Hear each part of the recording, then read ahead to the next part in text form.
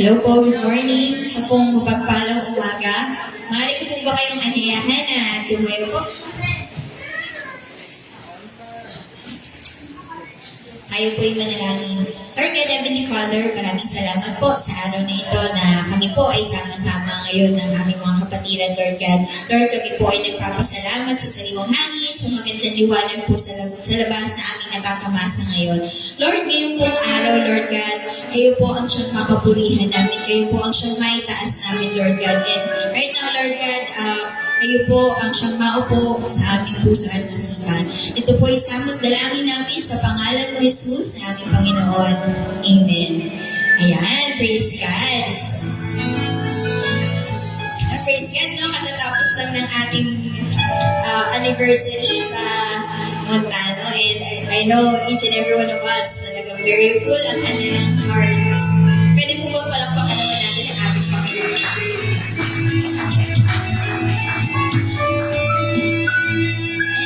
So, ngayon po, let's warm our hearts. Simulan na po natin itong umaga na ito at walang kasing sarap ang umaga kapag ang Lord ang imuna natin. Mawit po tayo.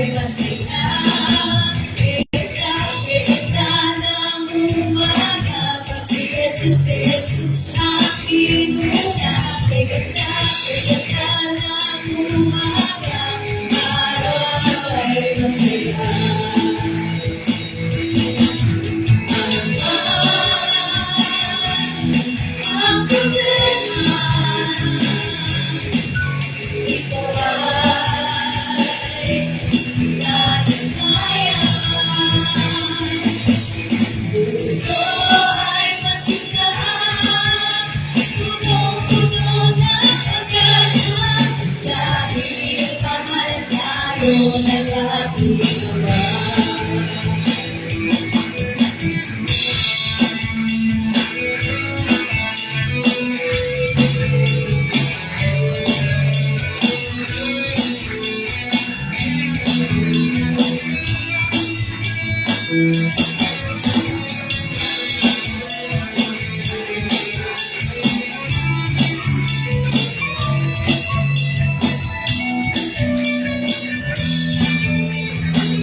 Katapatan mo, Diyos! Katapatan mo at pag-ibig mo ay hindi nababago. Katapatan mo at pag-ibig mo, noon ngayon ay kailanman. Katapatan mo at pag-ibig mo ay hindi nababago. Katapatan mo at pag-ibig mo, noon ngayon ay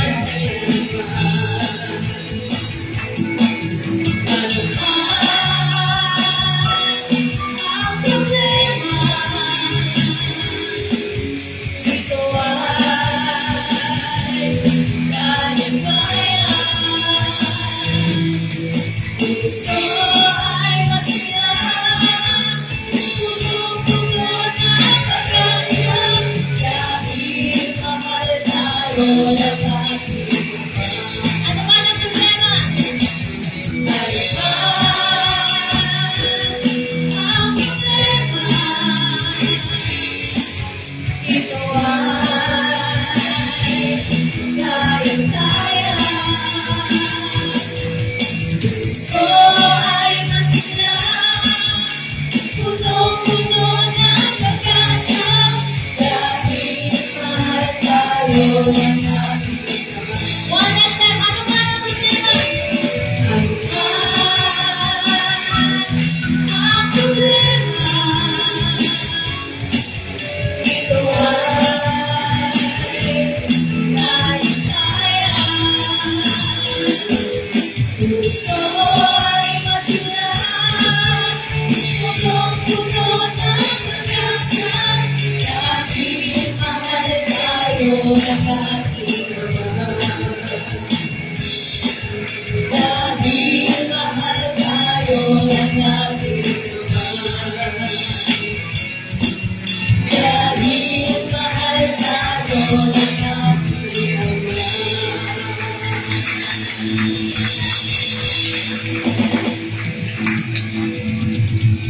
Hallelujah. Truly, Lord, napupuno kami ng pag-asa, biyaya mula sa iyo. Sa bawat araw na aming tinatahak, pinalalahanan mo kami na sapat na ang iyong kabutihan sa aming buhay.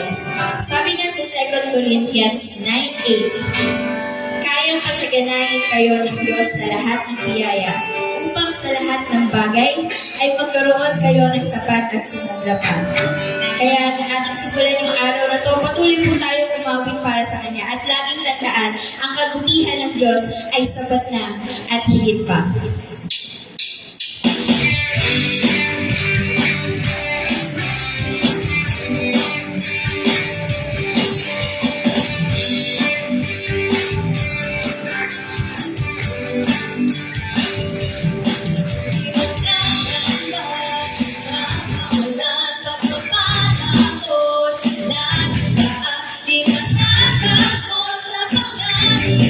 Pagkat ay iyang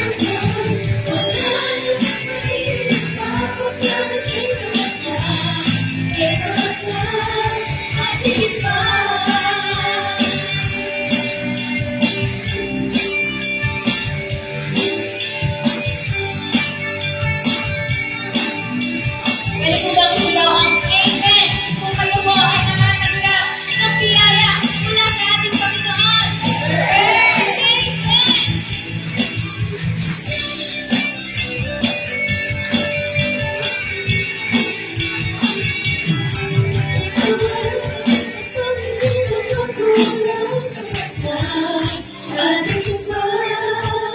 Iyanap ko sa ganang umaabang sa baklan. Aligid pa sa banda sa lahat ng mga kailangan. Iligid sa lahat ng pinasa. Wala na magiging na pagkaligay sa baklan. Kaysa baklan.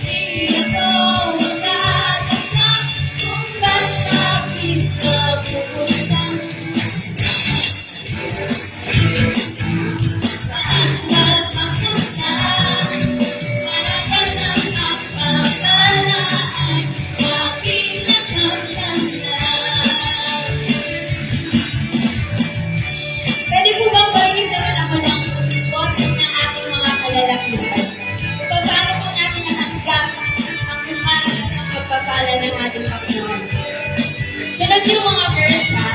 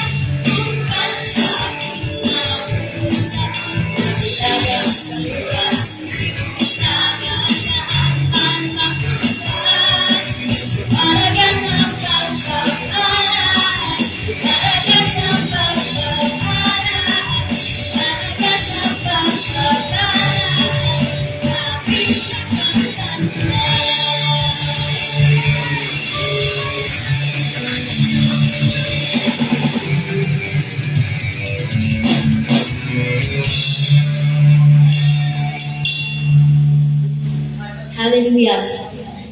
Thank you, Panginoon. Thank you, Panginoon, sa mga blessings na binibigay niyo sa amin, Lord. Di man kami karapat-dapat na makatanggap, Lord God, pero still your unconditional love, mas pinili mong biyayaan kami, O Lord God. And we truly appreciate, Lord God. Kaya naman, Lord, kami po ay patuloy na magpupuri sa iyo. Alam ko, Lord, kulang po yung aming pag-awit, Lord God. Pero here we are, Lord. Bibigay namin yung best sa iyo, Lord God. And you deserve all the best in this world.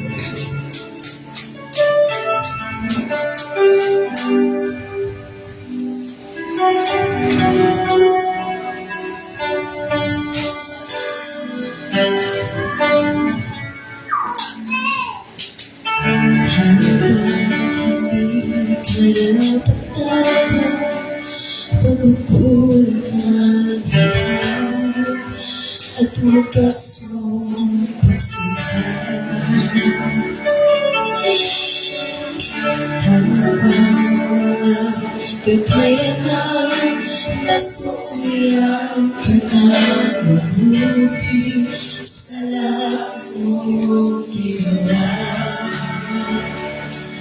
Tiyakap mo ako sa aking kamay. Iibig mo ako nang di kayang lumpasan. O Diyos ng katarungan, ang katuwiran ng kahit minsa'y kinakahirap.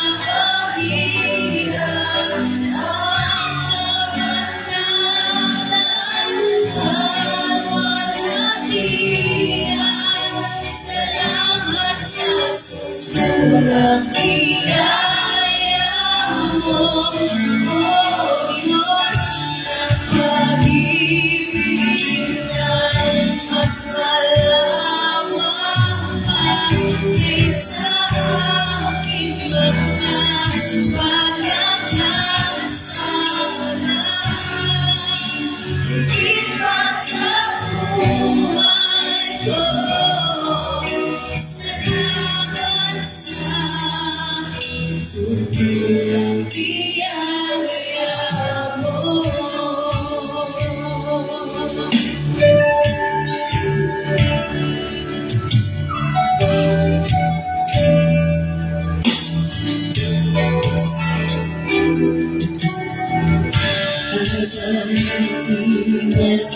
Dapat pagkukulang na gawa at wagas mong pasihan. Habang walang kakayanan, masulihan ka na mabuti sa lahat mong ginawa.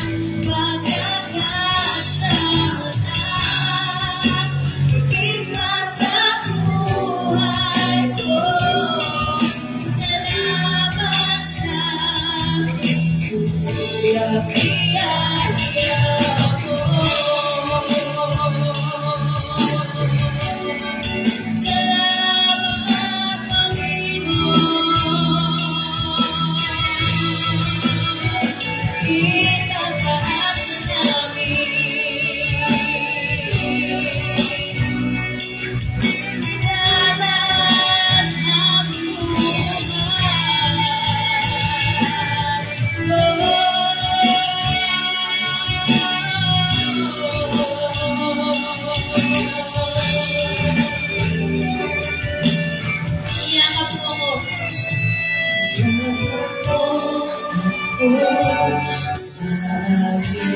buhay. Inibig mo ako, hindi kaya iwasan. Nayakap mo ako sa aking kaluhan. Inibig mo ako, hindi kaya iwasan. Yakap mo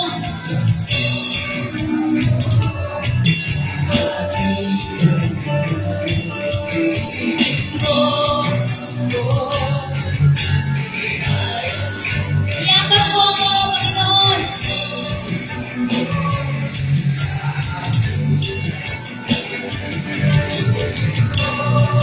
Salamat, Panginoon, sa iyong pagyakap, Lord God. Hindi kami nag-iisa, Panginoon. Tunay, Panginoon, ng iyong pag-ibig ay wagas.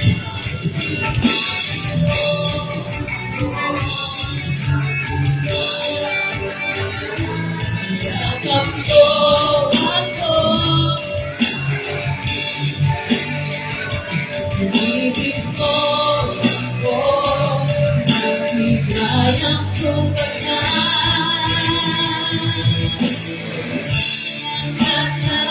Katarungan at kahirap na kahit minsan di na mahirap ang kabanalan at walang iyan. Salamat sa sulat hikaya mo, oh Diyos ng pag-ibig na mas malawak pa kaysa aking mga pagkakasala.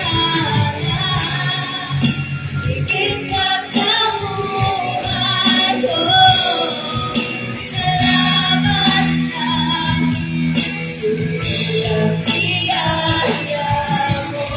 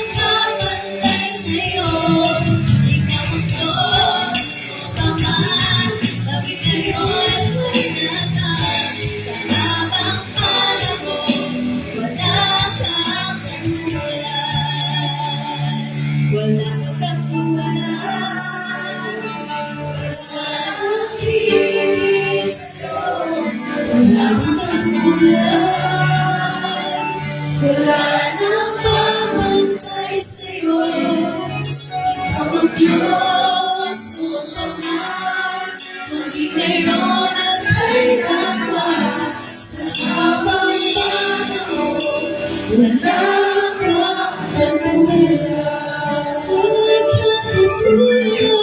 Wala kang katulad. Wala nang hihigit sa'yo, wala kang katulad. Wala nang papantay sa'yo, ikaw ang Diyos o Paman, maging ngayon at kailanman, sa habang panahon, wala kang katulad. Wala kang katulad. Wala nang hihigit sa'yo, wala kang katulad. Wala nang mamantay sa'yo, ikaw ang Diyos o Paman, maging ngayon at kailanman, sa habang panahon, wala kang katulad. Wala kang katulad. Wala nang hihigit sa'yo, wala kang katulad. Wala nang mamantay sa'yo, ikaw ang Diyos o Paman, ngayon at kailanman, sa habang panahon,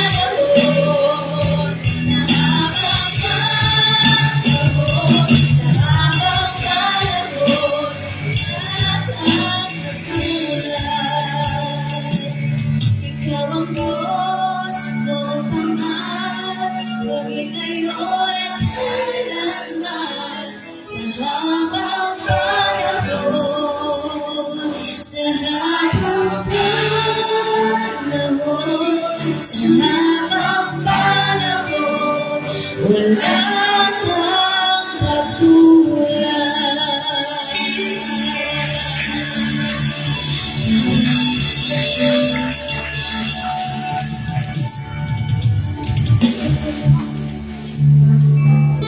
Katulad, Panginoon, sa aming buhay. Nagpapasalamat po kami sa lahat, O Diyos, na makapangyarihan sa lahat. Hari ng mga hari, Panginoon ng mga Panginoon. Salamat po, Diyos. Salamat sa biyaya at mga pagpapala mo. Salamat sa kahabagan mo. Salamat sa pabor mo para sa amin, Panginoon. Nakamtan namin ang tibor at pag-tibor dahil sinagot mo ang aming mga panalangin hanggang ngayon, Panginoon. Panalangin before our 28th year anniversary ng World International Ministry sa Cavite City. Lahat ay sinagot mo sa amin, pero whether may kaayusan na ating anibersaryo at yung abundance, Panginoon, ay pinagkaloob mo sa amin, O Diyos, sa iglesia ito, Panginoon. Nagpapasalamat po kami in behalf ng mga kapatid ko sa pananampalataya sa lugar na ito, Panginoon. Dahil favor upon favor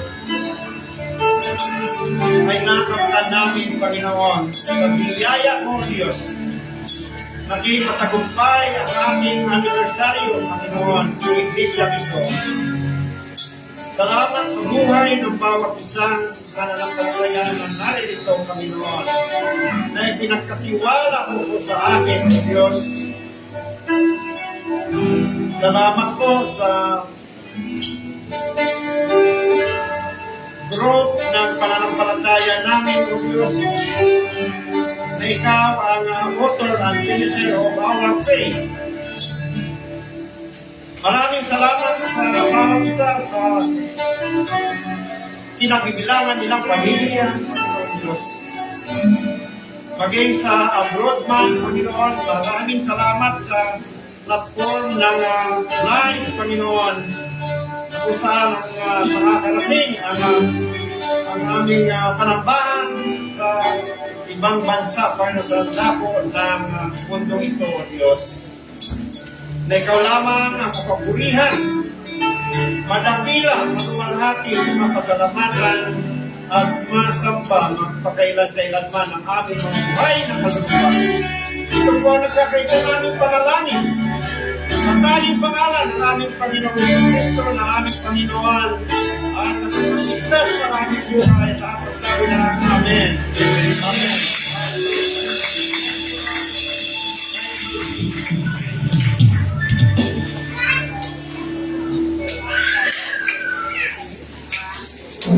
Ayan, so tinatawagan ko po ang ating mga WIN kids. Punta na po kayo dito sa harap. WIN kids.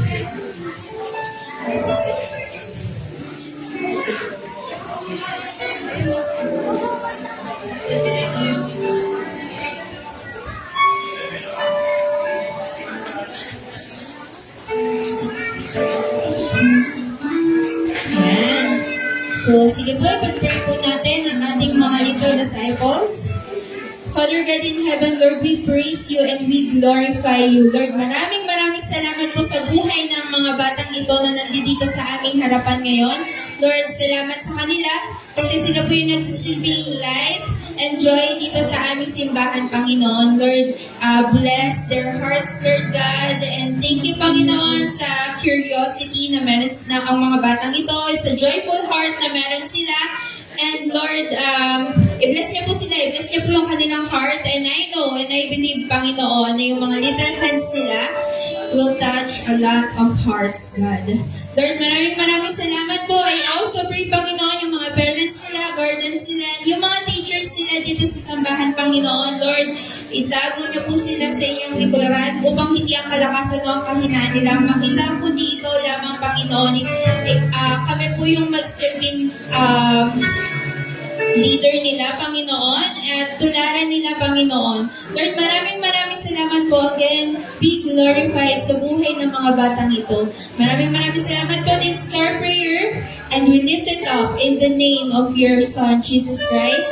Amen and amen. Sige, pasok na tayo sa room natin.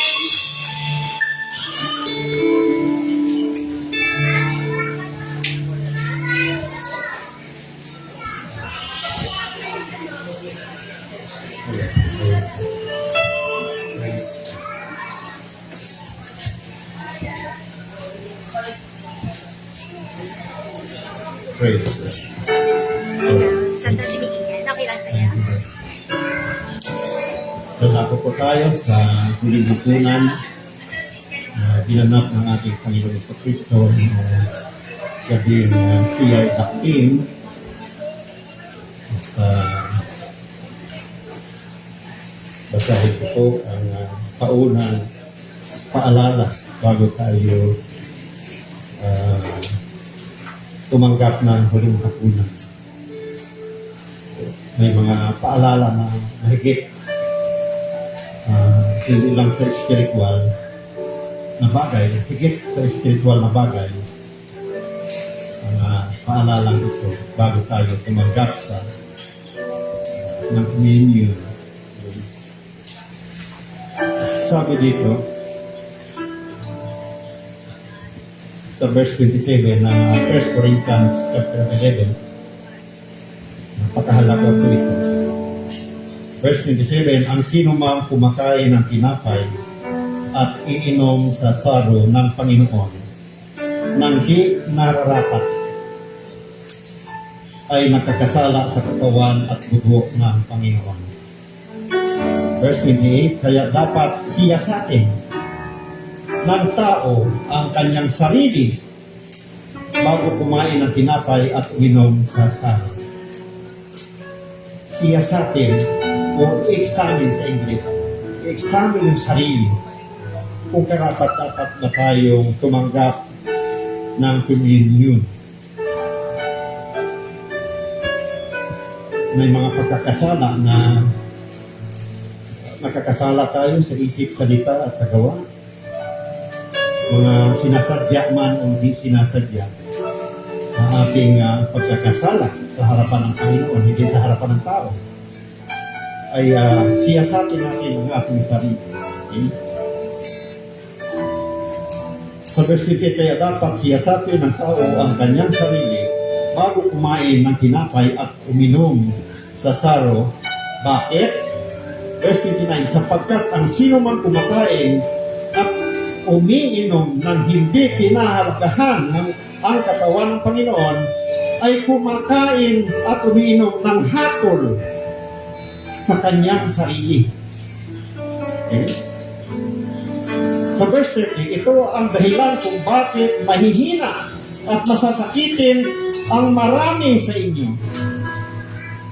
At may ilang namatay na. Verse 31, kung sisiyasatin muna natin ang ating sarili, hindi tayo hahatulan ng Panginoon. Ngunit, kung hinahatulan tayo ng Panginoon, tayo itinutuwid niya upang hindi tayo maparusahan kasama ng sanlibutan. Verse 33, sabi ni Pablo, kaya nga mga kapatid, kapag nakakasipon kayo upang kumain, literal ito, kumain, maghintayan kayo. Verse 34, kung may nagugutom sa bahay siya kumain upang hindi humantong sa hatol na kaparusahan ang inyong pagtitipon. Yung fellowship natin. Tungkol naman sa ibang mga bagay, saka ko na aayusin pagdating Korea. Kaya, mga kapatid, siyasatin muna natin ang ating sarili. Hindi ito pagkukondem, kundi yun ang nararapat na may kaayusan sa iglesia ito at sa pamamahay ng bawat isa sa atin. Kaya tayo po ay mahalangin. Panginoon, salamat po sa iyong salita kung saan marapat lamang na siyasatin namin ang aming sarili, ang bawat sarili namin. Kung nagkakasala man kami, O Diyos, patawarin mo kami sa aming pagkakasala, na ang pagkakasala na ito ay hindi makarating sa kaharian mo, Panginoon. Dahil ikaw ay banal, sabi mo nga, marapat lamang na magpakabanal kayo. Dahil ako'y banal, sabi ng Panginoon. Patawarin mo kami sa aming pagkakasala, sa aming pagkukulang sa harapan mo, Panginoon. Ang aming pagkakasala, sinasadya man o hindi, hayag o hindi man, haliman ang malaki namin pagkakasala sa harapan mo, laban sa iyo, Panginoon. Humihingi po kami ng kapatawaran. Salamat po, Ama. Kami po ay maghihintayan sa isang pag-ibig ni Kristo. Magkabuklod-buklod kami sa isang Diyos ang pag-ibig ni Kristo. Maraming salamat po, Diyos. Before we partake these elements to God, gawin mo sa kami malinis at nakakalugod sa iyo, Panginoon, ang aming mga ginagawa. Salamat po, maraming Diyos. This is our prayer in Jesus' name. Amen. Sino po mag-partake ng communion kung nilalaman dito? Hihilig ko po na kumita dito.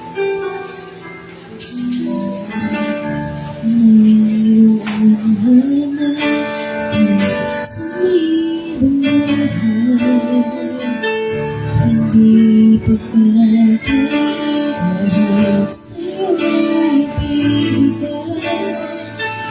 Ngayon ang sakit ay isa.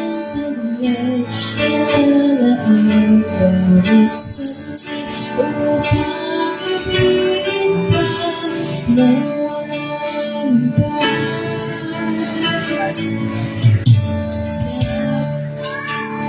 Hindi mapapagal sa paan.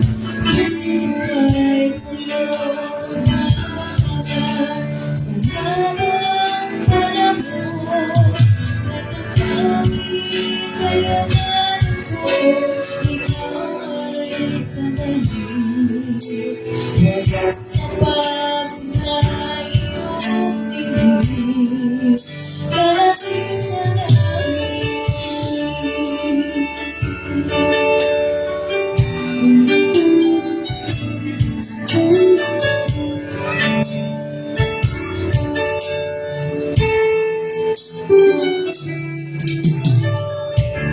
Mayroon lamang ako sa libong buhay, hindi pagkakailan sa'yo'y ibibigay. Gayon naman sa akin, naging isang taglay, itaraan bawat saglit upang ibigin ka ng walang hanggan.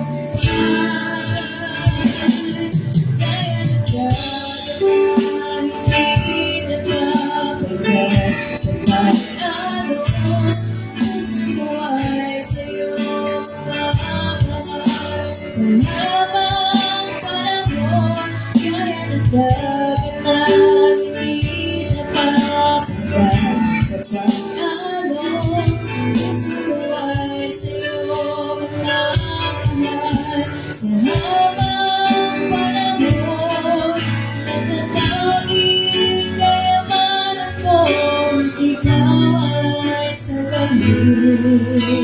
Wagas na pagsinta iyong tingin, kalapit na namin.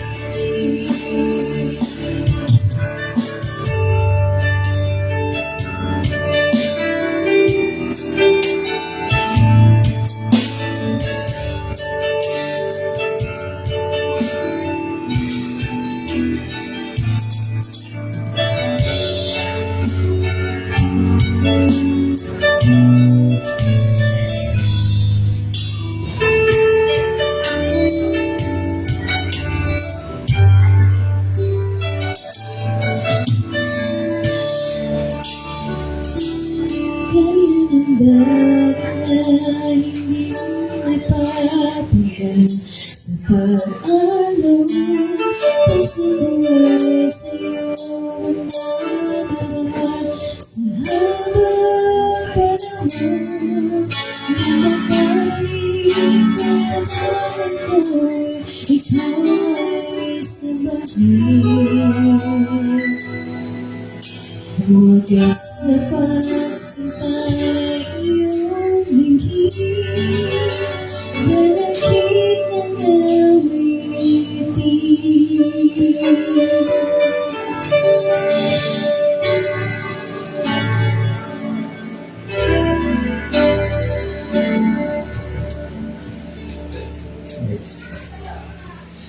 Mga kapatid, ito yung aral na tinanggap ko sa ating Panginoon at ibinibigay ko naman sa inyo. Ang Panginoong Hesus noong gabi siya'y ipagkanulo ay dumampot ng tinapay, nagpasalamat at pinagtira-tira sa ito at sinabi, ito ang aking katawan na inihandog para sa inyo. Gawin ninyo ito bilang pag-aalala sa akin. Sabay-sabay po natin kainin.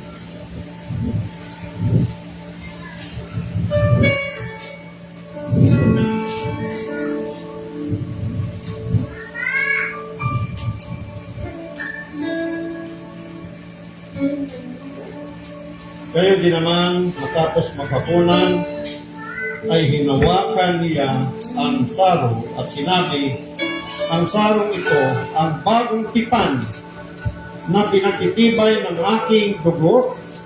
Tuwing iinumin ninyo ito, gawin ninyo bilang pag-aalala sa akin. Sabay-sabay po natin inumin.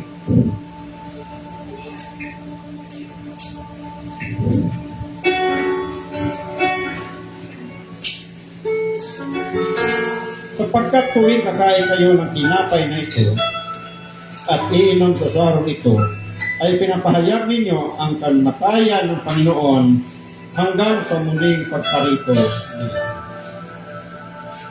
Truly, mga kapatid, babalik at babalik ang Panginoon. Para sa atin, mga believers of Christ, masumbungan ng ating Panginoon na sa tamang pananampalataya tayo. Let the reality that your or our sin is forgiven.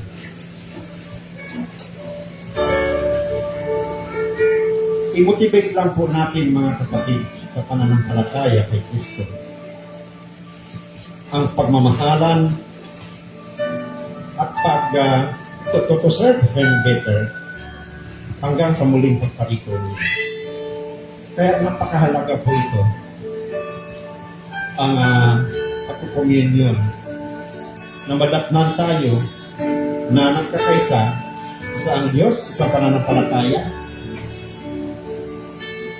at nagkakaisa tayo sa iglesia nito na ipinagkatiwala ng Panginoong Hesus ang mga buhay dito sa iglesia nito. Kaya marapat lamang na magpasalamat tayo dahil pinag-isa tayo ng ating Panginoon. We are Christians, we are believers of Christ. Let us pray. Panginoon, nagpapasalamat po kami dahil magpahanggang ngayon, Panginoon, inaalala namin, O Diyos, ang kahirapan mo, yung pagpapako mo sa cross, yung tumigis na dugo para sa mga kasalanan namin, Panginoon, na tinubos mo kami, marapat lamang na ang buhay namin ay hayag sa iyong harapan. Kung nagkakamali kami, nagkakasala kami, Panginoon, hinihingi po kami ng kapatawaran. Yung pagkakasala, pagkakamali na hindi pa ulit-ulit. Lord, narito ang iyong persona sa aming mga buhay, ang banal na Espiritu. Siya ang nagkukonvict sa mga kamalian namin. Siya ang nagsusuway sa mga maling aral na kung minsan ay matatanggap namin, O Diyos. Lord, patawarin mo kami. Salamat po, Diyos, sa pagtatak ng banal na Espiritu sa aming buhay na kasakasama namin, O Diyos. Salamat po. Ito po ang dalangin namin na may kasasalamat sa tanging pangalan ng aming Panginoon Jesucristo. Amen.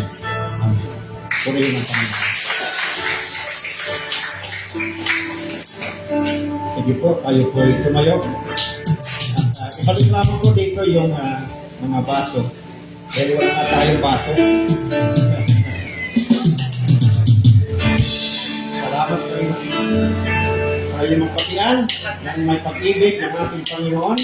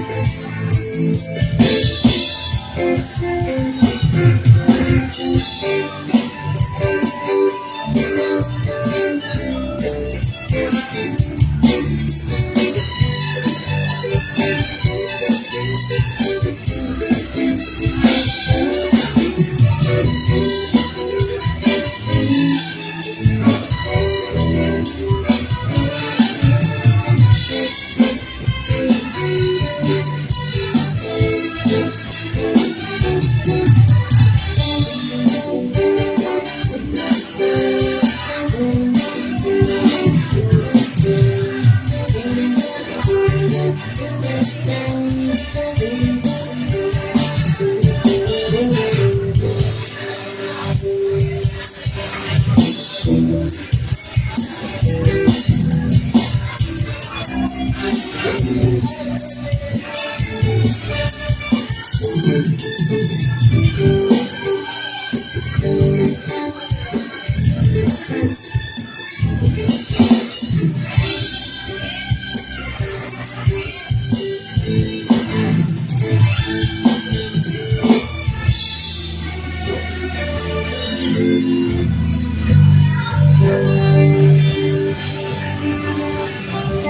God!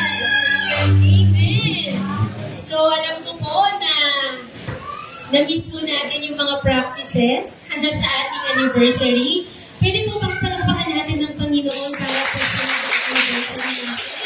Glory to God! May mga challenges po tayong pinagdaanan as a family, as an individual. Pero naging victorious po ang ating anibersaryo. Hindi dahil magagaling tayo, hindi dahil mabuti ang Panginoon. Amen. Kaya ngayon, magpapatuloy na po tayo sa ating pag-aaral. Pero bago yan, maaari po ba malaman? Meron po bang first time to be here? First time niyo po ba? Although nakapunta na siya doon sa anniversary, pero I think first time po namin kayo nakasama dito. Okay lang kung i-invite kayo. Kaya din, hindi. First time niyo po ba? Hindi po, di ba?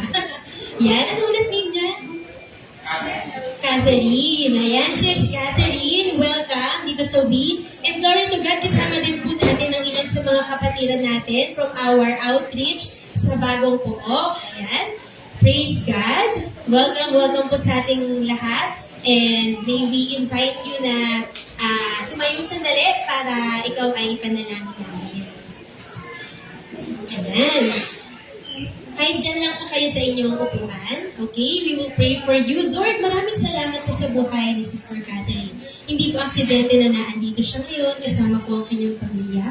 Dalangin po namin, Panginoon, na hindi po ito yung una at huling makasama namin siya, pero simula pa lamang po ng pakikipag-fellowship namin at paglago ng aming pananampalataya sa inyo. Panginoon, hindi po namin alam kung ano po yung mga personal na prayer request at desires niya.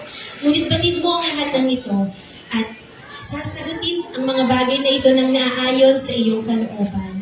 Lord, pagpalain mo po siya, maging ang kanilang buong sambahayan, at tunay nga na ikaw ay makita sa kanilang buhay. Muli, maraming salamat po sa buhay niya. Ito po ang aming panalangin sa pangalan ni Jesus. Amen and Amen. Praise God! Sino po ang birthday celebrants natin for the month of November? November celebrants. Pwede po ba dito sa harapan? We would like also to pray for you guys. November celebrants. Huwag na po kayong mahiyang i-reveal ang inyong mga sarili dahil mag-notify din yan sa mga Facebook accounts. Ano yun? Sila ano? Si Lab. At saka si mga bata. Si Angela. Cheska. Si Eli. Na birthday ngayon. Ayan. Birthday mo, Nas? Ay, anniversary! Sorry, oo nga na. Pati mo yung may anniversary. Siyempre, si Sister Jermaine, birthday niya, November 10. At ang birthday celebrant ngayong araw mismo, si Eli. Ayan, anniversary. Antayin lang po natin yung ilang mga bata. Maraming may birthday ng November, ha? Meron pa po ba nga habol?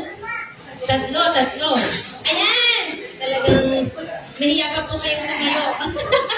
Ayan, dito kayo, Angela, sa tabi ni Inay. Angela and Jessica, sa tabi ni Inay. Ayan.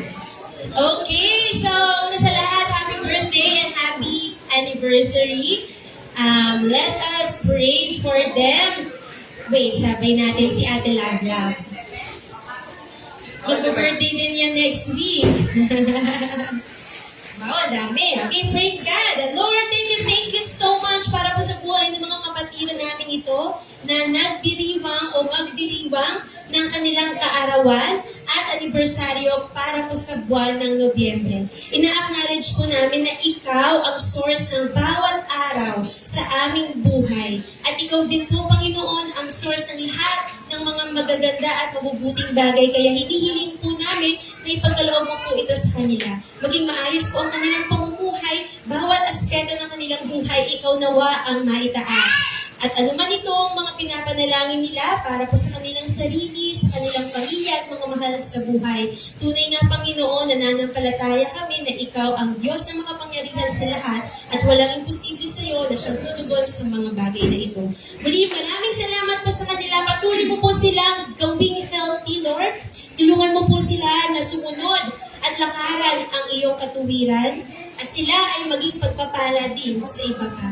Maraming salamat po. Ito ang aming panalangin sa pangalan ni Jesus. Amen and amen. Thank you po. Happy birthday and happy anniversary. Praise God. So, maraming salamat po muli sa Panginoon para sa unang linggo ng Nobyembre. After po ng ating worship service, magkakaroon po tayo ng photo opportunity para meron po tayong picture dito naman sa loob ng ating church. Okay? Lahat po ay kasama. And today, alam ko po may iniwan tayong series of preaching bago tayo mag-anniversary. At hindi po muna natin yun babalikan ulit next week na po. Dahil meron po ulit tayong special topic for today. Ano kaya itong special topic na po? And actually, din po ito ay tinalakay mismo noong prayer in the dark ni Sister Ameline. Ito ay matatagpuan sa Book of Ephesians. Okay? Book of Ephesians. Pinag-usapan ito last Friday at sa tingin po natin ay talagang aligned ang katuruan ito sa mensahe ng Panginoon sa bawat isa sa atin. Ang title po ng ating preaching or sermon today ay Lumakad sa Liwanag. Ephesians chapter 5 verses 8 to 14. Babasahin ko po sa inyo sa English version, NASB. For you were once darkness, but now you are light in the Lord. Walk as children of light. For the fruit of the light consists in all goodness, righteousness, and truth, as you try to learn what is pleasing to the Lord. Next verse.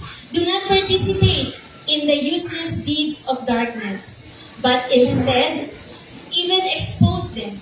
For it is disgraceful even to speak of the things which are done by them in secret.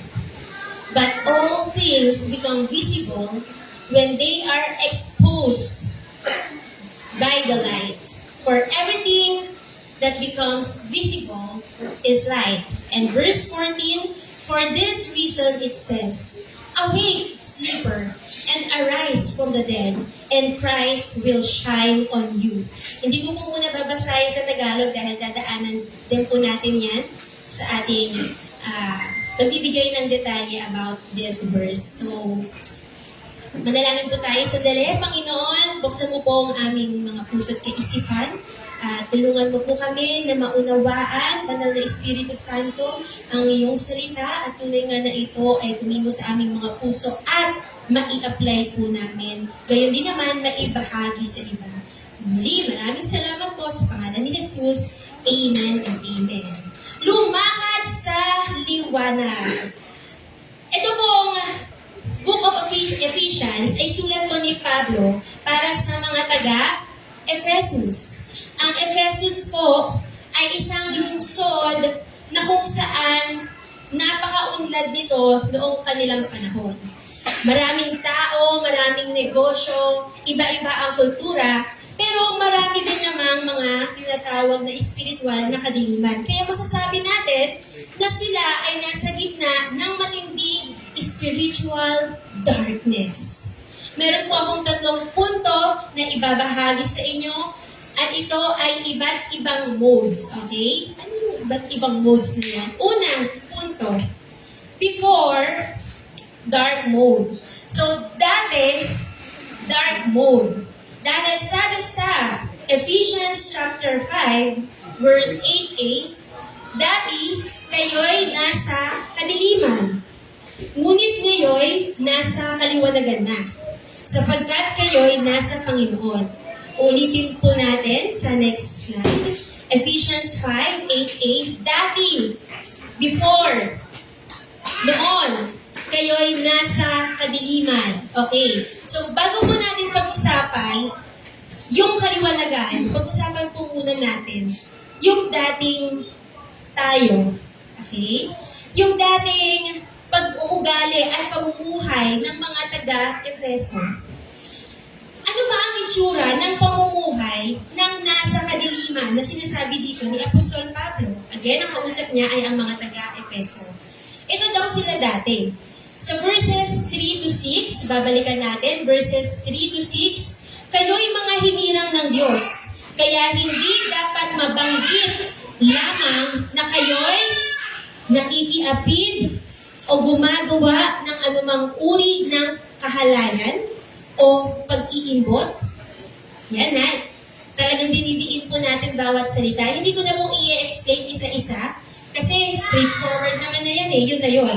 Verse 4, huwag din kayong gagamit ng anumang malaswa o walang kabuluhang pananalita at pagbibirong di nararapat. Yung mga green jokes, bawal pala yun. Sa halip, magpasalamat kayo sa Diyos. Alam ninyong walang bahagi sa kaharian ni Kristo at ng Diyos ang taong nakikiapid, mahalay o sakim. Ang kasakiman ay isang uri ng pagsamba sa Diyos-Diyosan. Again, hindi ko na po iisa-isahin anong ibig sabihin niyan dahil direct to the point at madaling unawain na yan. Sinasabi po ni Pablo na hindi na dapat nakikita sa mga taga-Efeso ang mga bagay na ito. And take note, kung hindi po ito katanggap-tanggap noong panahon nila, maging sa panahon natin, obviously, hindi pa rin po yung katanggap-tanggap kahit na gaano pa i-normalize yan ng mundo. Kasi ngayon, marami nang ginagawang normalize this thing, parang ginagawa ng justification kung bakit okay lang na may ginagawang mali. Okay? So, kahit na gaano pa i-normalize ng mundo yung mga bagay na konektado dito, hindi po ito katanggap-tanggap. At siguro, katulad po ng mga taga-Efeso, sa panahon po natin ngayon, lalo na sa binasa natin ito, baka po merong nagpaparamdam sa ating mga puso't kaisipan at nagsasabi na parang medyo guilty ako dyan, Sister Lipay. Parang nahihirapan ako sa isa or dalawang sinabi dyan na hindi katanggap-tanggap. Alam niyo po, ang mga bagay na ito ay hindi condemnation. Una sa lahat, ang lugar na ito ay hindi para sa perpektong tao. Ito ay para sa mga taong hindi perpekto na katulad ko at katulad ninyo. Pero dahil sa perpektong Diyos na merong perpektong kagandahang loob, unti-unti natatransform ang buhay natin.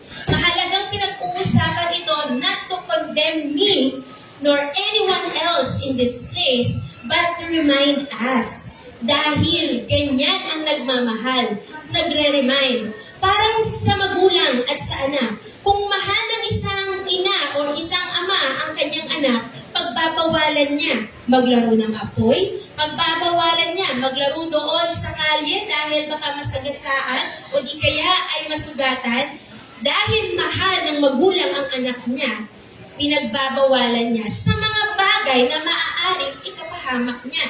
Kung tutuusin po, itong mga bagay na ito ay hindi naman talaga para sa kabutihan ng Panginoon, kundi una sa lahat, para sa kabutihan po natin. Okay? Naluluwalhati ang Panginoon kapag sinusunod natin siya, yes. Pero, una sa lahat, para din talaga ito sa kabutihan natin. Ito ay paalala kung sino tayo sa Panginoong Jesucristo. Pinapaalala dito ni Pablo, "Hoy mga taga-Efeso, hindi na kayo taga-dilim. Hindi na kayo alipin ng dati niyong pamumuhay. Tinatawag na kayo para sa kaliwanagan. Kaya sabi, ng susunod na part ng verse, sabi po doon, ngunit ngayon nasa kaliwanagan na, sapagkat kayo'y nasa Panginoon. Ngunit ngayon nasa kaliwanagan na, sapagkat kayo'y nasa Panginoon. Praise God! Hindi ba napakagandang balita nito? Na wala tayong ibang ginawa, wala tayong ibang pinagpaguran para makamtan ang liwanag, kundi sa pamamagitan lamang ng pananampalataya sa Panginoon. So, kapag tayo ay nananampalataya sa Panginoong Hesukristo, ibig sabihin nun, papunta ka na sa kaliwanagan. Unti-unti. At diyan, patutungo po tayo sa pangalawang point po natin. Kanina, before, dark mode. Now, light mode. O, diba? At least may improvement po. Nasa light mode na tayo. So, hindi lang po basta ni-reveal kung ano yung mga kamalian, pero binigyan po tayo ng bagong pagkatao. Binigyan tayo ng bagong puso at binigyan tayo ng bagong direksyon sa buhay. At dahil nandito na po tayo sa liwanag, ibang klaseng pamumuhay na dapat yung nakikita sa atin ng ating pamilya, ng mga tao sa paligid natin. Dapat ibang klaseng pamumuhay na yung naturally lalabas sa atin. So ano ba ang ibig sabihin ng pagkakaroon ng buhay kapag ikaw ay nasa liwanag na? Sabi sa verses 8b hanggang 9, mamuhay kayo ngayon ng nararapat sa taong nasa liwanag. Sapagkat pawang mabuti, maduwid, at totoo ang ginagawa ng namumuhay sa liwanag. Uulitin ko po yun. Mabuti, matuwid, at totoo ang ginagawa ng namumuhay sa liwanag. Mamaya i-explain po natin yan further, pero bago yon, may tanong po muna tayong dapat alalahanin. Kung nasa liwanag ka na, kapatid, sa tingin mo, bakit o anong dahilan ang maaaring mag-udyok sa'yo na bumalik sa dilim? Nasa liwanag na tayo, kapatid. Bakit ka ba babalik sa kadiliman? Hindi ka na taga doon. Hindi ka na alipin ng kasalanan. Binago ka na ng Panginoong Hesukristo. At dahil po sa statement na ito, tingnan natin. May papakita po ako sa inyo, tapos i-realize nyo kung babalik ka pa ba sa dilim o hindi na. First picture. Tcharam! Kilala niyo po sila? Sino po yan? Si Amara. Hindi po si Amara yan. Si Ian at saka si Mark. Nung sila po ay mga bata, meron po kaming mga agam-agam. Lalaki kaya itong dalawang ito na matino? Hindi pa po kami nakakakilala sa Panginoon noon. Parang close silang tignan dyan, pero parang sinasakal ni Ian si Mark dyan.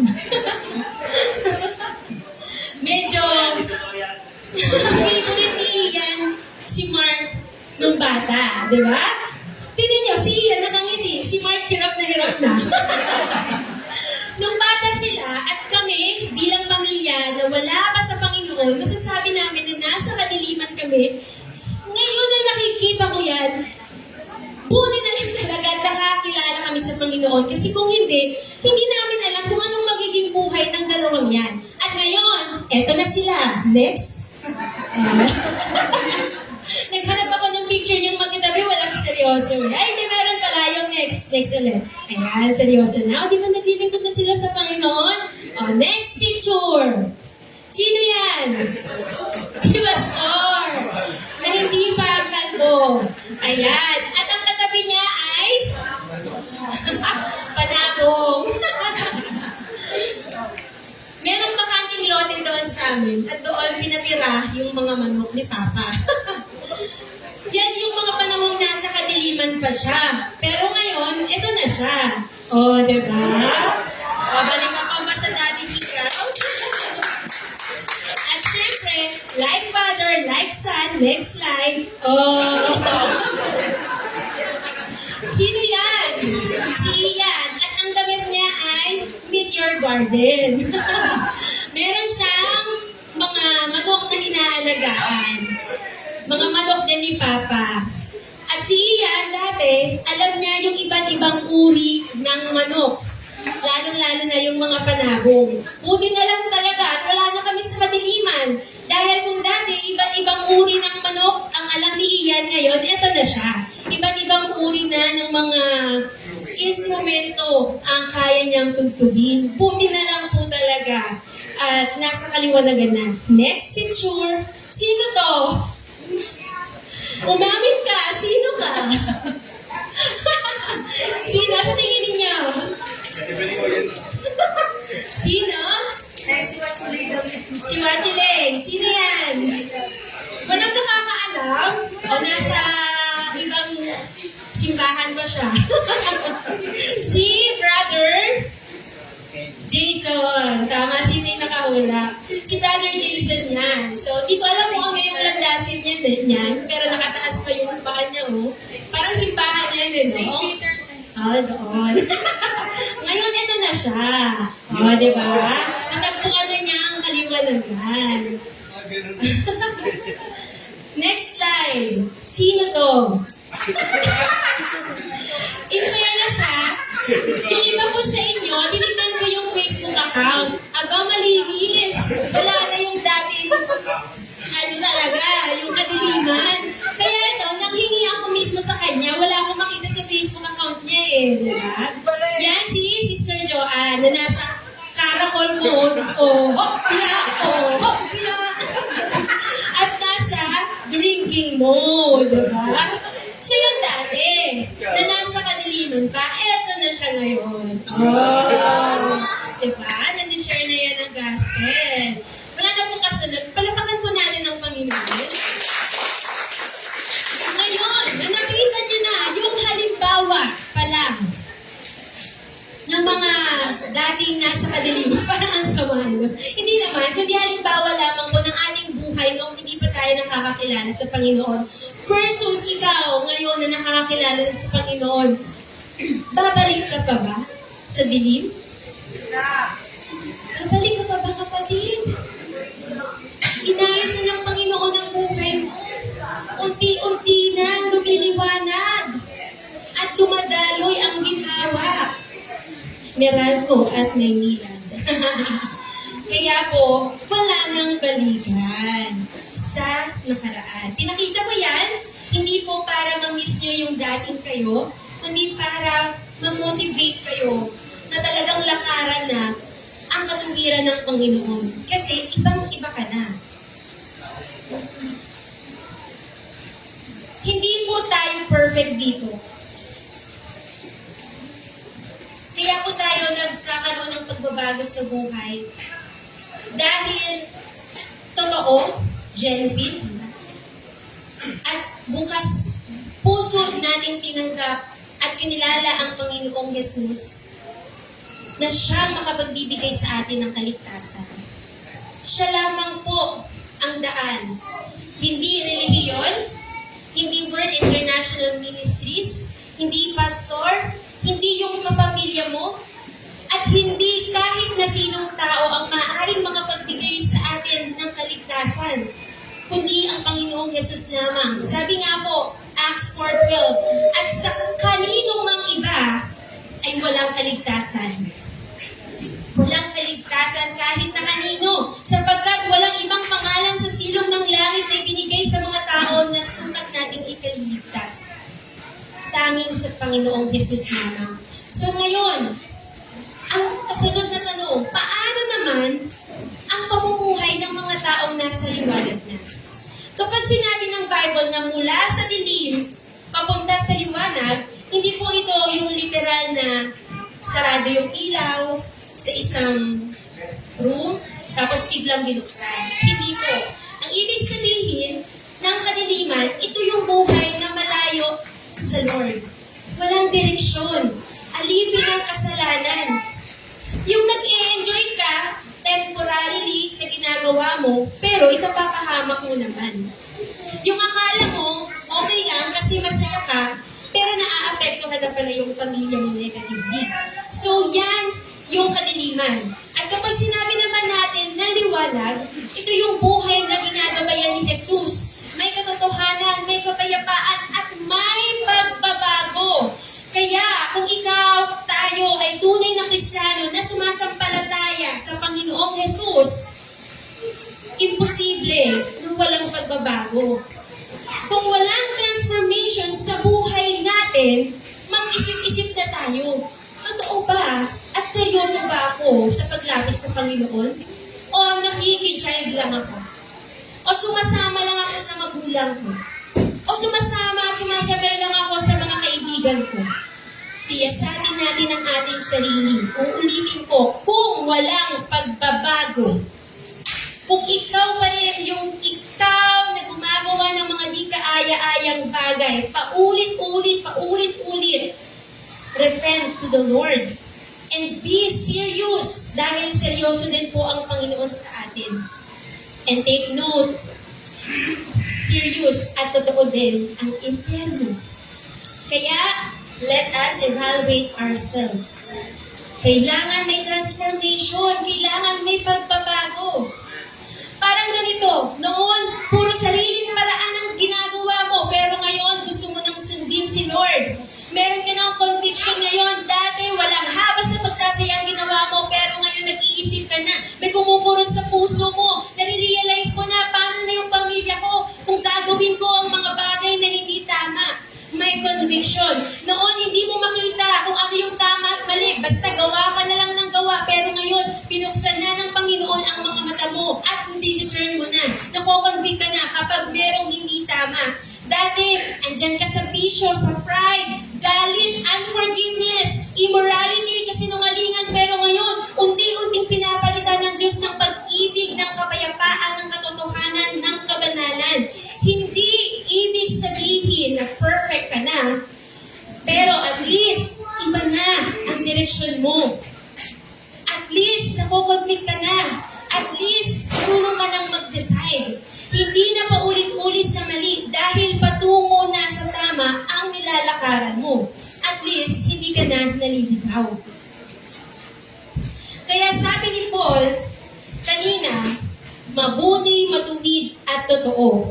Yan ang bunga ng mga lumalakad sa liwanag. At paano ba ang itsura nun? Basahin po natin Ephesians chapter 5 verses 10 to 11. Verse 10. Sikapin ninyong matutunan kung ano ang kalugod-lugod sa Panginoon. Huwag kayong makibahagi sa mga gawain ng kadiliman na walang binubungang mabuti. Sa halip ay ibunyag ninyo ang mga iyon. So ito po yung tatlong mga bagay na nakita natin dito sa Ephesians chapter 5 verses 10 to 11. Para masabi natin na tayo ay lumalakad sa liwanag, dapat daw mabuti, matuwid at totoo ang ating ginagawa.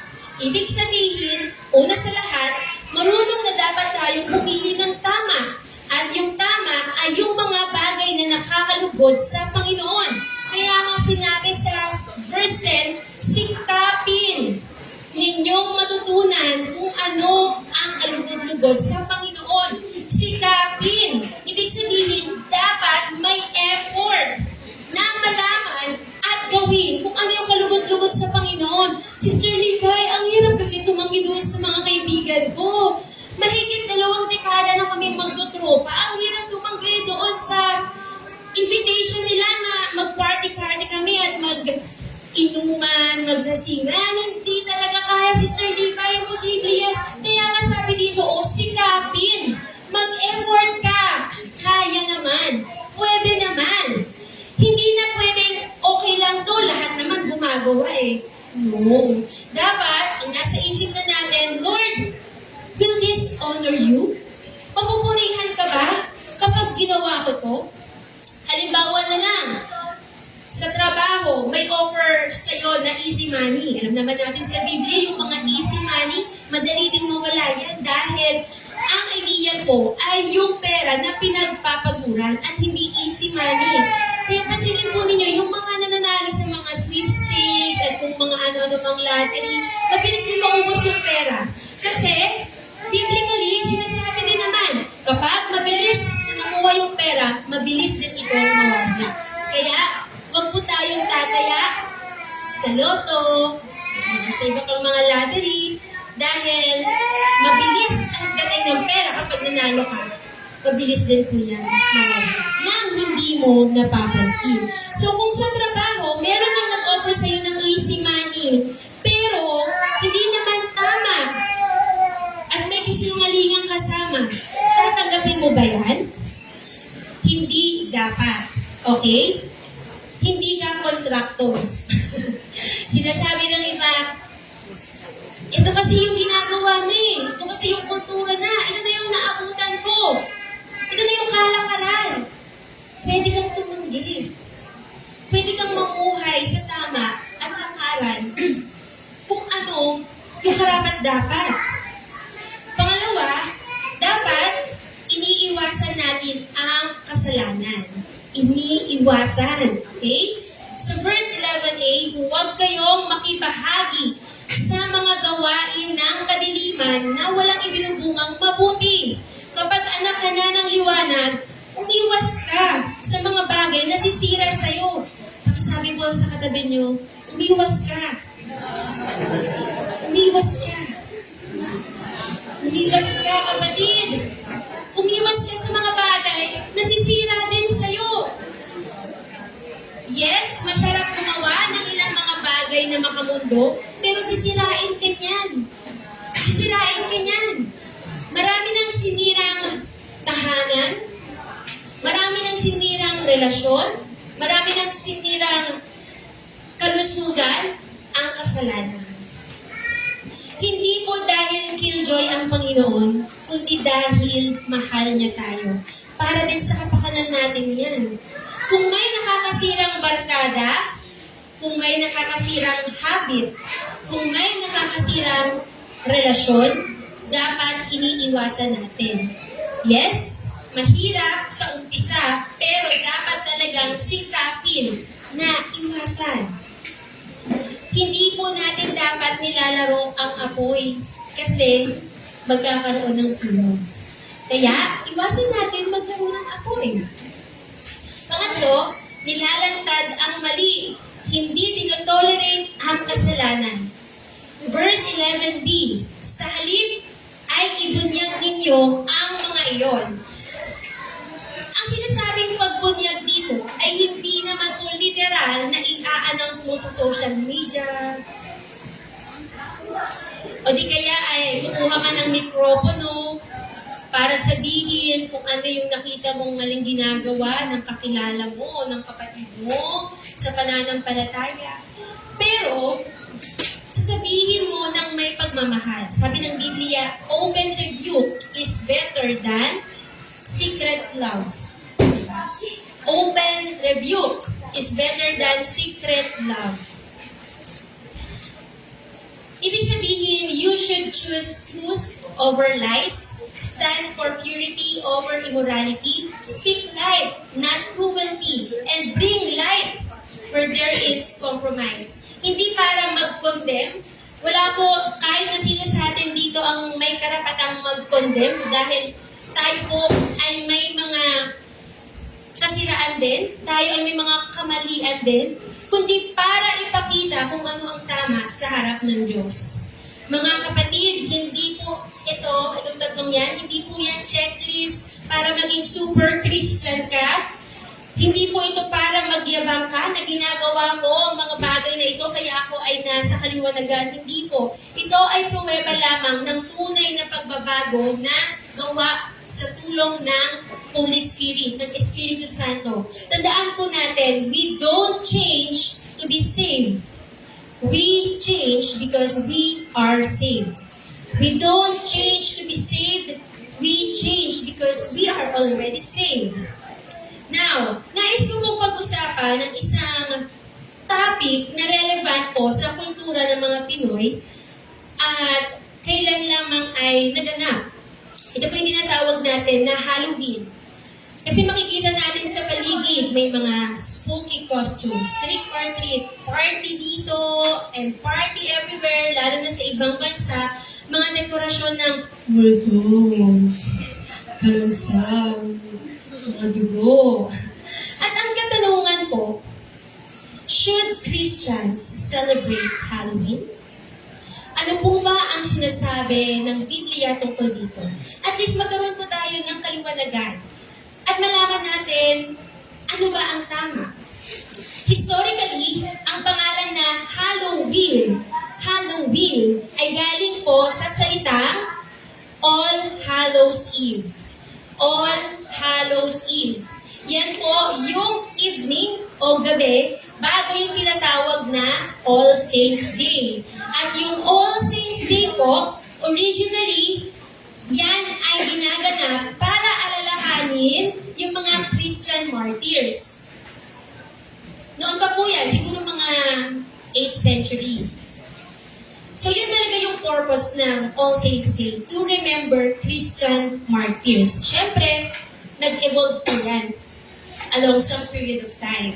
At habang kumakalat ang Kristyanismo sa Europa, nahaluan po itong paggunita sa All Saints Day o sa mga Christian martyrs ng mga pagan practices. Ano ba yung pagan practices? Yung mga tungkol sa spirits, magic, and even about the dead. At hindi mo lahat ng gumagawa nito ngayon ay aware sa history. Ngayon, alam na natin. Karamihan, ginagawa po ito for fun lang talaga. Kasi nga hindi po aware eh. Pero siyasatin natin, ano ba ang prinsipyo ng Biblia patungkol dito? Actually, malinaw na itinuturo ng Biblia na iwasan natin ang anumang bagay na may kinalaman sa pangkukulam, pakikipag-usap sa masasamang espiritu, at pagtatawag sa mga patay. Ulitin ko yon.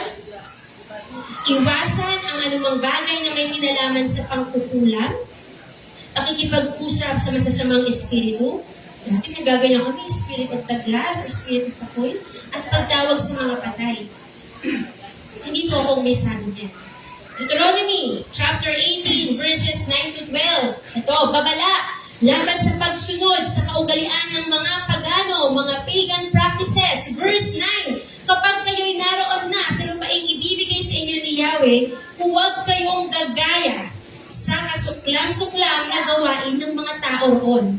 Sino man sa inyo'y huwag magsusunog ng kanyang anak bilang handog. Huwag kayong manghubula. Kung bawal manghula, huwag din po tayong magpapahula. Huwag gagawin ang ginagawa ng mga mangkukulam, ng mga mananawas, at ng mga sumasangguni sa mga espiritu ng namatay. Sino mang gumawa ng alinman sa mga ito ay kasusuklaman ni Yahweh na inyong Diyos. Pakatatandaan ninyo na iyan ang dahilan kaya niya itataboy ang mga nakatira originally sa lupaing pupuntahan ninyo. Base po ito sa Biblia. Kaya po, yung naging halimbawa ko dati, di ba, nagpatawas po ako nung bata, di ba, kay Nana Tani. Sinasabi natin na effective naman eh. Meron talaga, Sister Libay, nakakausap ko ngayong yung lola kong yung mauna. Naka-encounter na kami ng bad spirit. Alam niyo po, bakit? Bakit nangyayari yung mga bagay na yan? Bakit totoo kung ano yung nakita doon sa tulo ng kandila? Kung bakit nagkakaroon ng kagalingan kapag dinala mo sa albularyo or mananawas? Kasi there is evil power. May evil power na kapag naranasan mo na totoo nga ang tendency sa'yo, babalik ka. Babalik ka. At babalik ka dun sa pinuntahan mong manghuhula. Babalik ka sa pinuntahan mong albularyo mananawas. Hanggang sa ikaw ay completely umaasa at chained na doon sa mga taong yun. At hindi po yung kalooban ng Panginoon. Galit ang Diyos sa mga bagay na yan. Deuteronomy chapter 18, basahin po ninyo pag uwi ninyo. In fact, si King Saul, ano nangyari sa kanya? Ilang laban, yung mga natalo sila. At natatakot na ngayon si King Saul. Kasi, hindi na sumasagot si Yahweh sa kanya eh. Sa pangitain,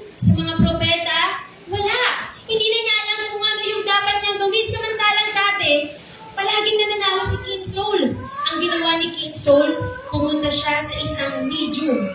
At sinabi niya, gusto kong makausap si Samuel. Eh, patay na si Samuel. Nakausap niya nga si Samuel. Siyempre, ibang topic na po yun. Sister, di ba paano po nangyari yun? Patay na si Samuel tapos nakausap niya sa pamamagitan ng medium. Sana magkaroon po tayo ng panibagong pag-uusapan or topic tungkol doon. Pero, alam niyo po, hindi talaga nalugod ang Panginoon. Hindi tama at kasuklam-suklam ang ginawang yon ni King Saul. Hindi siya nagtiwala sa Diyos at sa halip kumonsulta siya sa isang medium para makausap ang isang kaluluwa. Yun po ay big no. Kasuklam-suklam. Kaya, iwas po tayo sa mga bagay na yan.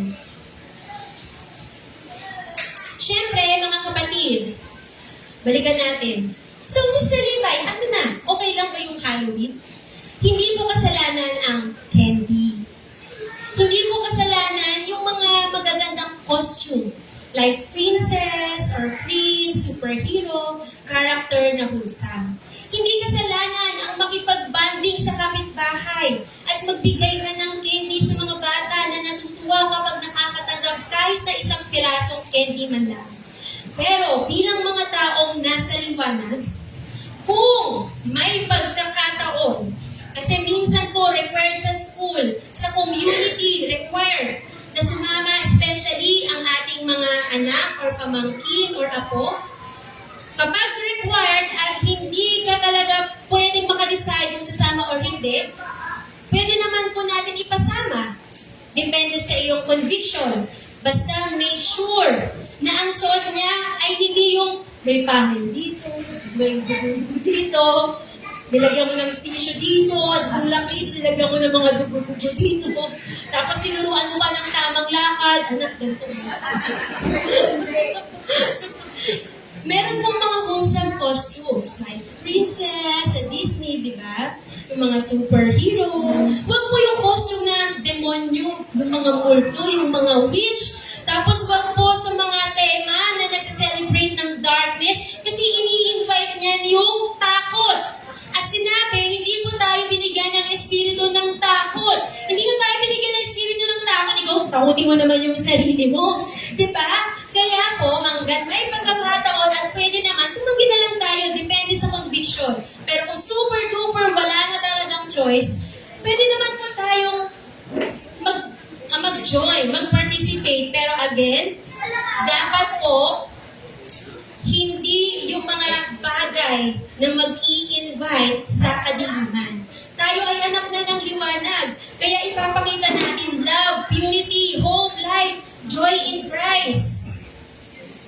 Meron pa nga pong ibang alternative Yung iba ay nagkakaroon po ng tinatawag na hindi Halloween, kundi Holy Wheel Night. Ayan, Holy Wheel Night. Yan, halimbawa. So, dito, maaaring magkaroon ng fellowship, may panalanginan, may kantahan, to bless others. Pwede rin magbigay ng candy, tapos samahan mo ng Bible tracts, di ba? Tuwing Halloween season na sinasabi nila. Simple lang, pero at least makikita na may kaliwanagan.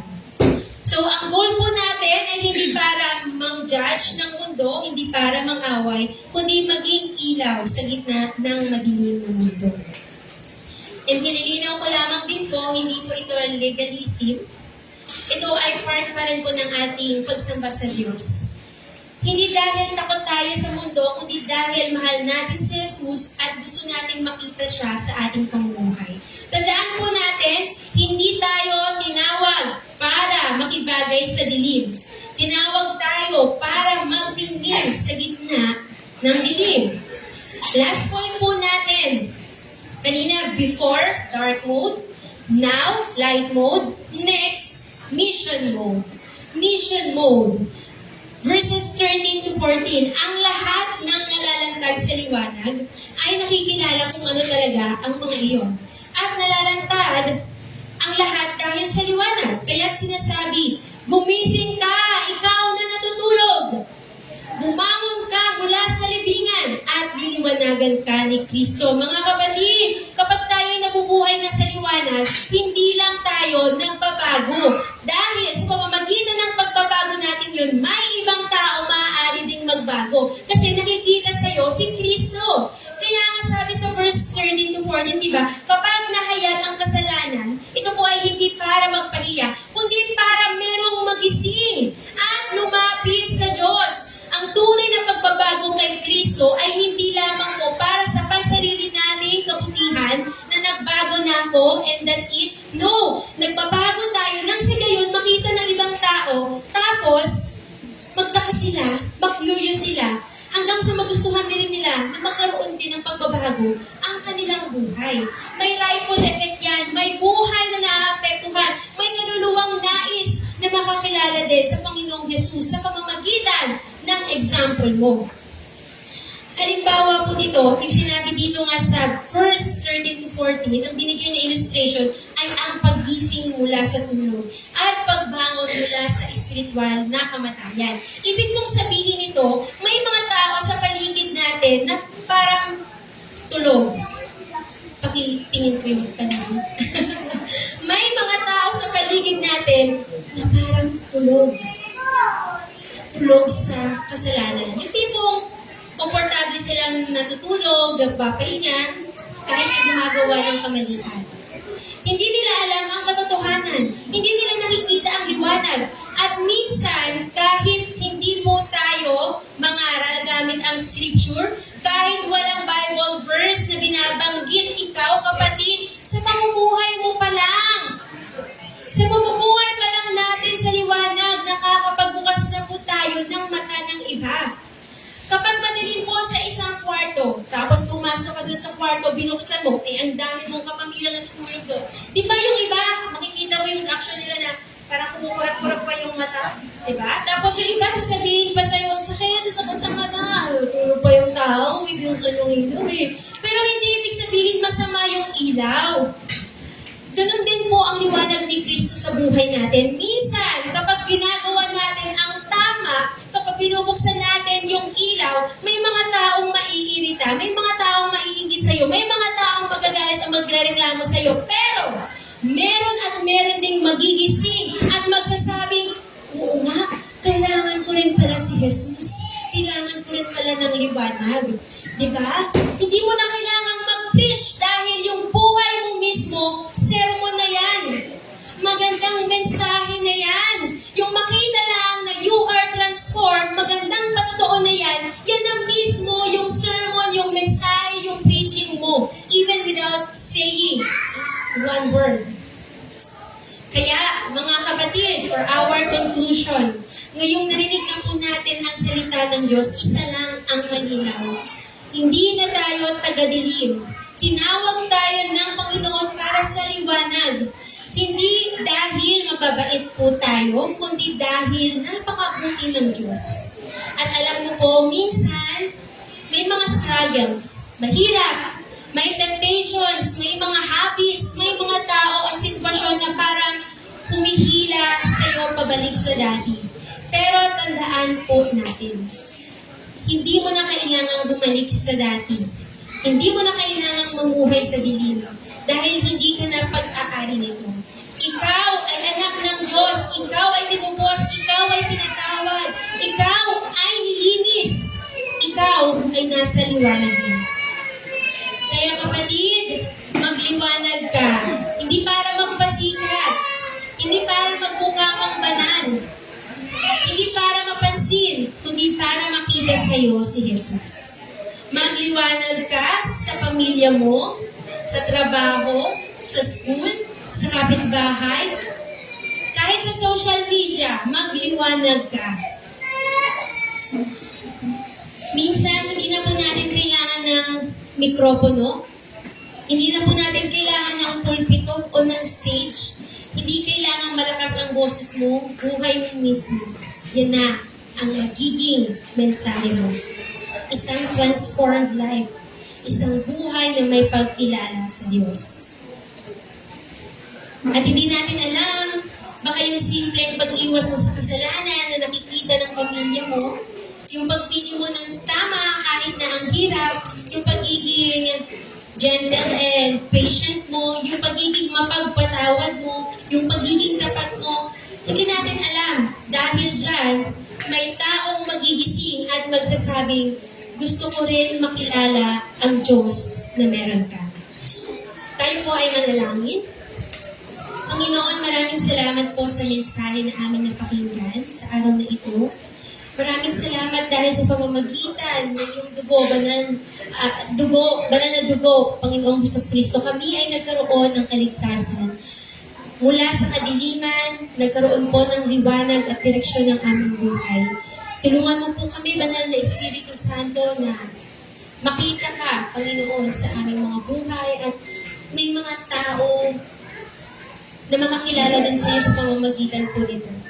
Panginoon, maraming salamat po dahil ngayong lumalakad na kami sa liwanag, alam po namin na kayo ang siyang patuloy na magpo-protect at gagabay sa amin, tutulong sa amin so that we could transform from glory to glory to glory. Indeed, you are the author and the perfecter of our faith. This we pray in Jesus' name. Amen.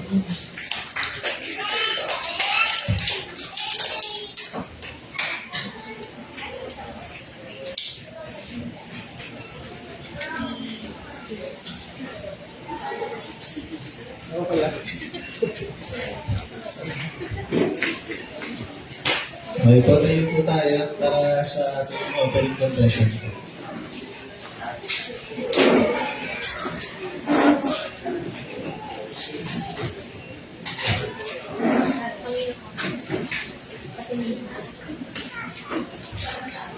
Panginoon. Basahin po natin.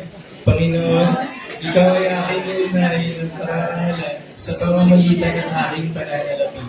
Ibibigay ko sa iyo ang pinakamahinang na ikapot mundo. Salamat po sa pagtugon ng aking pangangailangan ayon sa kayamanan mong hindi nauubos. Sa pamamagitan ng Panginoong Yesus at niloloob mo ang pagnanais ng aking puso. Pinadala mo ako sa masaganang lugar at binubuksan mo ang lumawan ng kalangitan at binubuhos ang pagkapalang mahapaw. Nagtitiwala ako na ang aking tahanan at ari-arian ay binayaran ng buo, na ako ay makakatanggap ng pagangat at bayad, benta at komisyon, kanais-nais na pangainan, lupain at mana, interes at kita, debate at pagbalik, diskwento at dividendo, cheque sa koreo, salaping na ibalik, pagbawas sa bayarin, at pagkabayad nito, pagpapala at pagdagdag. Salamat o Diyos sa pagtugon ng aking pangangailangan sa pananalapi, nang sa gayoy may ibalik ko na higit sa sapat ang para sa iyong mahal.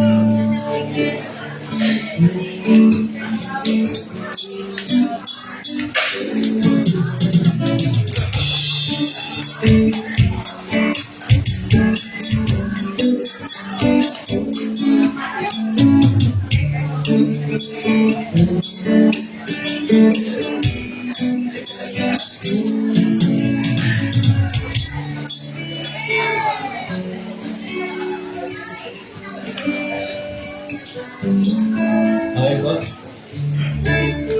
Nalaman po natin yung ating God sa program.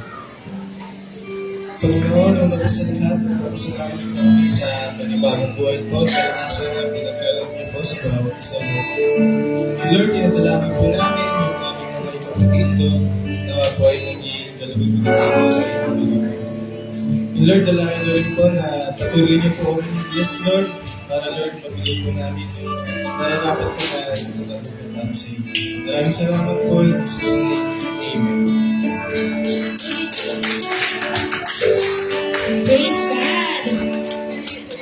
Mga kapatid, as we go this week, dalhin po natin ang paalala ng Diyos. Tayo ay tinawag mula sa kadiliman pagtungo sa liwanag. Pinili po tayo ng Panginoon para mamuhay sa katotohanan at ng may kabanalan. Siyempre, sa pamamagitan din ng tulong ng Banal na Espiritu Santo. At binigyan niya tayo ng lakas para talikuran ang mga gawa ng kaaway at sundin siya ng buong puso. Tayong lahat ay tumayo. Tandaan po natin, where there is confusion, God will give you clarity. Where there is fear, God will give you peace. Where there is weakness, God will give you strength. And where there is darkness, you will and you must shine for Jesus. Taas po natin ang ating mga kamay. Hallelujah. May the Lord bless you and keep you. May the Lord make His face shine upon you and give you peace. And may the Holy Spirit guide you, protect you, and empower you to live in His light every single day. Go in the peace and victory of Christ. Maging liwanag ka at makita si Jesus sa buhay mo. In Jesus' name, Amen.